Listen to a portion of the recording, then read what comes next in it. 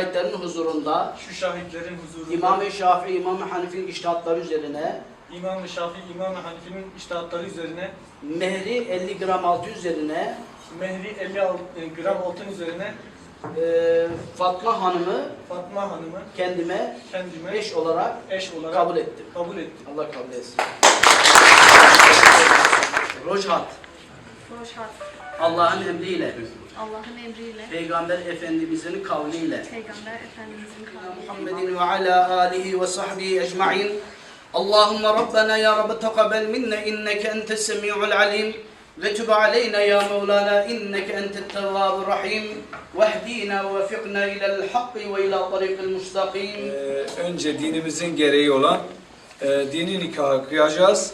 Akabinde biz belediye olarak resmi nikahlarını ilan edeceğiz, imzalayacağız. İlimize hayırlı uğurlu olsun. Allah hocamızdan da razı olsun. Sizden de Allah razı olsun, iştirak ettiniz. Şimdi gelin hanıma soruyorum. Adınız, soyadınız? Fatma Barışer. Damat bey? Roşhat Zorbay. Şahitlerimiz buradalar. Şimdi ben tabii belediyemize müracaatınız olmuş. Yapılan araştırma sonucunda evlenmeye mani bir halin olmadığını görüyoruz. Tekrar şahitler huzurunda bunları size tekrar atmak istiyorum.